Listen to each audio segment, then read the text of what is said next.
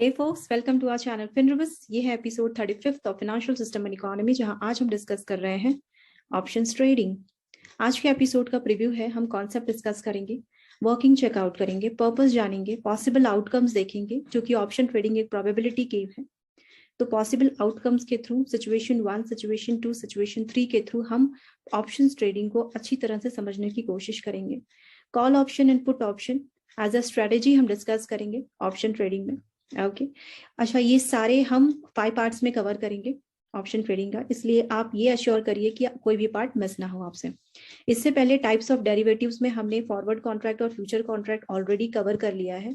In case अगर आपने नहीं देखा है तो प्लीज एज अ रेफरेंस उसे जरूर चेकआउट करें। ओके, ऑप्शन ट्रेडिंग की डेफिनेशन समझने से पहले हम एक सिचुएशन समझ लेते हैं। एक स्टोरी के थ्रू हम ऑप्शन ट्रेडिंग को समझने की कोशिश करते हैं। ओके, एक फार्मर है। इस स्टोरी के 2 कैरेक्टर हैं, एक फार्मर है, एक फिनरिबस है। ओके, एक फार्मर है जिसके पास 1 एकड़ लैंड है। फिनरिबस को आप एक इंडिविजुअल समझ सकते हैं या फिर आप एक कंपनी समझ सकते हैं, as per your convenience. Okay, farmer के पास 1 एकड़ लैंड है जिसकी वैल्यू 5 लाख रुपए है। ओके, फिनरिबस की नजर उस 1 एकड़ लैंड पे है। क्यों? क्योंकि फिनरिबस ने ये सुना है कि हाईवे इन नेक्स्ट 6 मंथ्स बनने वाला है। कहाँ? उस 1 एकड़ लैंड के पास, यानी कि फ्यूचर में 6 महीने के बाद उस 1 एकड़ लैंड की वैल्यू बढ़ जाएगी। ओके, सो उस सेंस में फिनरिबस को लगता है कि ये तो बहुत ही अच्छी डील होगी। अगर ऐसा कुछ होगा तो उसका तो जैकपॉट लग जाएगा। तो उस सेंस में फिनरिबस क्या सोचता है कि ये फार्मर अगर उसे 1 एकड़ लैंड सेल कर देता, तो जो कि हाईवे 6 महीने के बाद बन जाएगा, तो शायद उसके लिए ये विनिंग सिचुएशन हो जाती।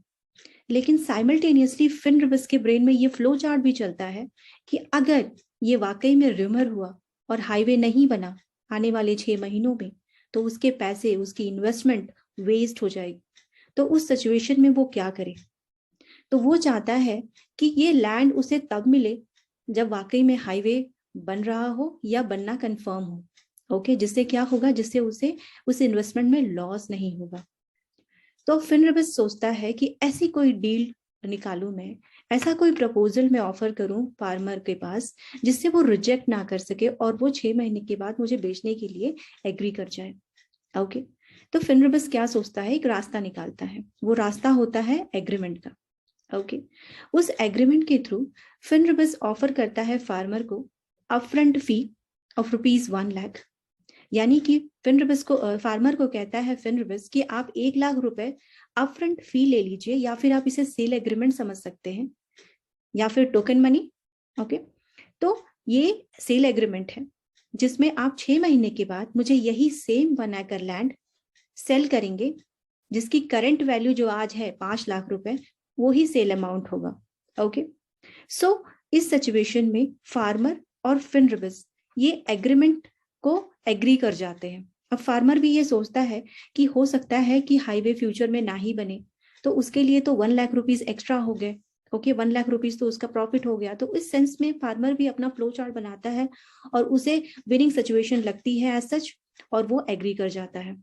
ओके, अच्छा, अब ये सेल एग्रीमेंट में आने के पहले इन दोनों के ब्रेन में कौन कौन से सेंटिमेंट्स चलते हैं, कौन कौन से पॉसिबल आउटकम्स होते हैं, ऐसी कौन कौन सी सिचुएशन होती है जिसके थ्रू ये आपस में डिसाइड करते हैं कि हाँ, हमें सेल एग्रीमेंट में एंट्री करनी चाहिए, और ये सेल एग्रीमेंट किस तरह ऑप्शंस रिलेटेड है, ये सब हम डिस्कस करेंगे आगे आने वाले एपिसोड में। ओके, तब तक आप फिनरिबस की series financial system and economy को लाइक, शेयर, सब्सक्राइब करें एंड रिवाइज करते रहें। Thank you so much.